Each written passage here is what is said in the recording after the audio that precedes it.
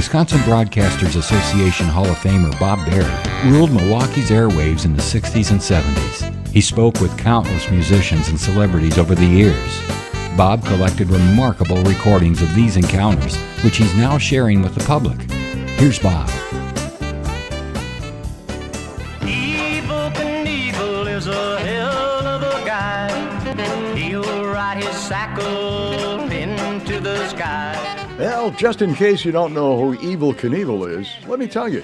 This daredevil attempted more than 75 ramp-to-ramp motorcycle jumps. His most famous stunt was attempting to jump the fountains at Caesar's Palace in Las Vegas. He tried to jump across the Snake River Canyon in Idaho using a rocket-powered cycle. He failed due to a parachute malfunction, but only suffered minor injuries. He later jumped 19 cars with his Harley-Davidson XR-750 at the Ontario, California Speedway. That historic cycle is in the Smithsonian's National Museum of American History. Needless to say, Knievel had trouble getting insurance. He's in the Guinness Book of World Records as a survivor of the most bones broken in a lifetime, more than 433 bone fractures. George Hamilton portrayed him in the film Evel Knievel. In this podcast, he'll tell you how he got his name and his philosophy in dealing with this dangerous sport. Yes, good morning, Evel. Hello. This is Bob Berry, WOKY Radio in Milwaukee. We're on the radio right now. How are you this morning? Well, I'm just getting ready to go over to the amphitheater and test some tires and my parachute system, make sure everything's ready to go. Well, you going to make a jump this morning for the press then, or? No, I never practiced the jump. Oh, okay. I don't blame you. Listen, what was the most dangerous feat you ever did? Was it jumping over those 19 cars?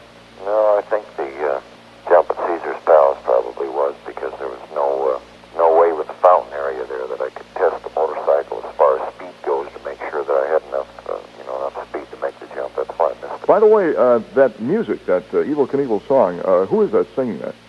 Well, they had, there's been 3 or 4 songs written and put out, so I don't know which one that they had on there. There's been several songs written, 2 rock songs and a couple of country western songs, so I couldn't tell you really which one it was. Yeah, this was kind of a country rock. Listen, how can you keep going with all those injuries? Geez, you've had an awful lot of injuries. Well, tough, I guess. Don't you have any fear of death at all? Well, I think I do, yeah. We all have a certain fear, but fear doesn't come from dying. It comes from the unknown.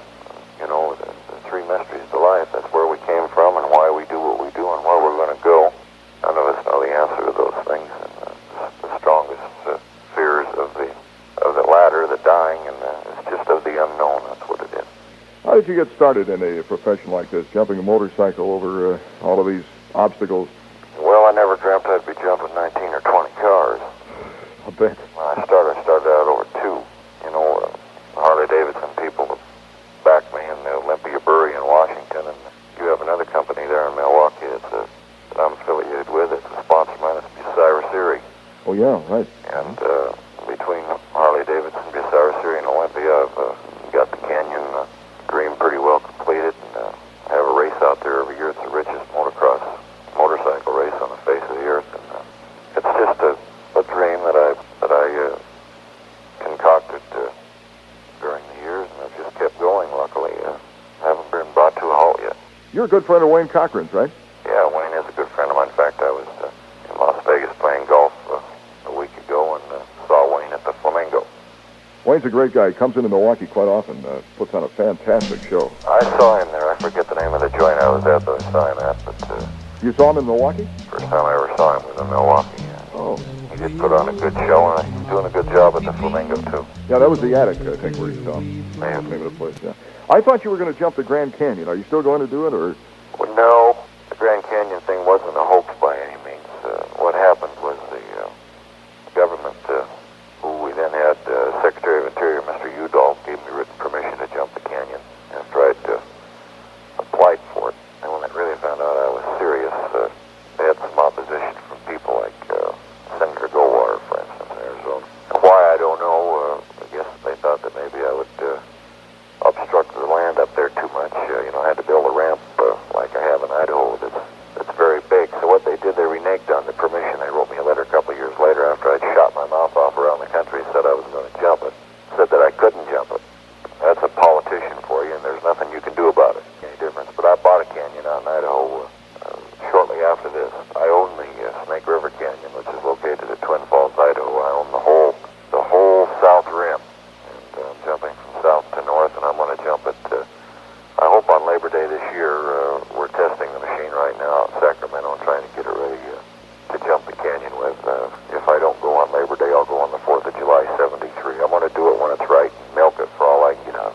believe it. Can I ask you what it cost you to buy the Canyon?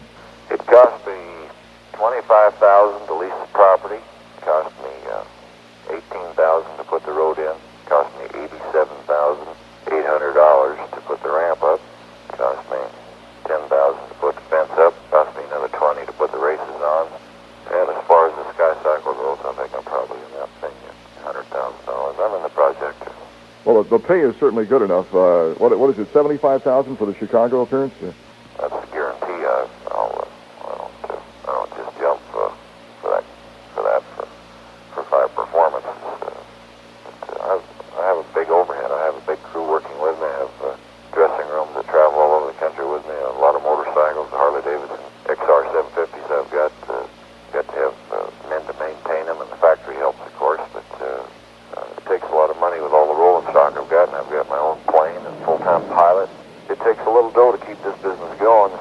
Country boy from Montana riding a motorcycle, gotta keep making it. You have to go back to Montana and go to work the copper mines again. How about insurance? Do you have any insurance? Yeah, and I just acquired it. Just got it this year. Got $100,000 worth, two $50,000 policies from two different companies, and it wasn't until this year. It was not until this year that I could really get insurance or get any amount of credit to speak of. In other words, when I started this business, I couldn't borrow a truckload of beans if I'd have put a down payment on the whole thing or half of it. But all of a sudden, when you get some investments, these banks and insurance companies, I guess they figure, well, this guy isn't going to go out and kill himself. Maybe we'll loan him some money because he's got something to live for. So things have come along pretty good. That must cost you a fortune for that kind of insurance. Yeah, it does. I think I pay a higher. I know I pay a higher premium than any man in the United States does. It costs me $200 $1,000, $250 $1,000 if I want to buy insurance. So it's a good premium. I understand Howard Hughes is a big fan of yours. Well, I don't know for sure. There's no any live, but right. I did get some money from the Hughes people on the Canyon thing. Of course, I had to return it to Melvin Bell, who was my attorney at the time. Through Melvin, I offered the Navajo Indians $100,000 to jump that Grand Canyon on their property. And of course, when the government nixed it, the Navajos are owned by the government, the Bureau of Indian Affairs. When the government nixed the deal, I had to return the money to the Hughes organization. I'm glad that I did. That I had to borrow another $1 million from Howard Hughes to build enough motels on the edge of the Grand Canyon to hold people. Listen, we had an argument this morning on how you got your name. Someone said you grew up in a rough neighborhood. You got your name from a cop, and someone else said from a movie. No, I got it from an article that appeared in our paper in our hometown of Butte, Montana. They had me in the juvenile detention center for stealing some hubcaps at the time, and they also had a fellow in there on a murder charge named Knievel. And they happened to have an article in the paper. The county attorney was a witty guy at the time. Said that they had to double the guard and the taxpayers would have to pay twice the money to jailers last night because they had awful Knievel and Evel Knievel both in jail and couldn't trust them. So it kind of stuck with me, and I played hockey for about 3 years. I didn't start till I was really in high school. In other words, in Montana, we didn't start like the Canadian kids did. When they were 5 and 6 years old, and I had to make up for my poor ability to play hockey. I had to knock guys down to keep scoring goals, and they used to call me Evel Knievel, and the name kind of stuck with me. I have just one more question. This WOKY Milwaukee at 9 o'clock. Before retiring someday, Evel, do you have just one ambition to fulfill?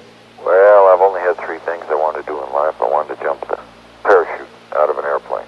I wanted to drive a car to Indianapolis.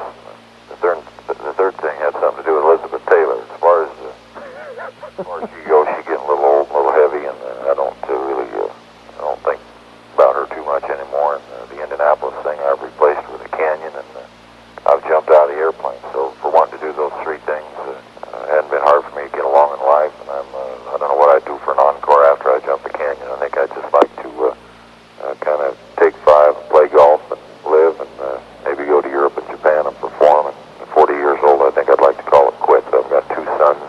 I hope that maybe one of those boys will do what I'm doing one of these days and not get hurt. I hope they learn by my mistakes.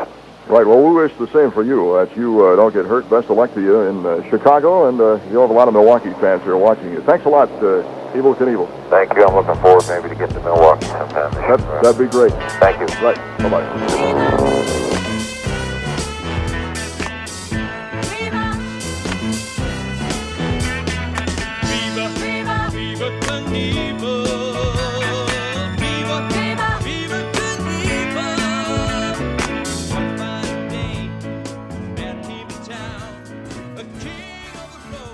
WOKY, Bob Berry, Mighty 92. Thank you for listening to Bob Berry's Unearthed Interviews. Be sure to subscribe and rate our podcast on iTunes or wherever you find your podcasts. You can find all the episodes at WisconsinBroadcastingMuseum.org. Check out Bob Berry's book, Rock and Roll Radio Milwaukee.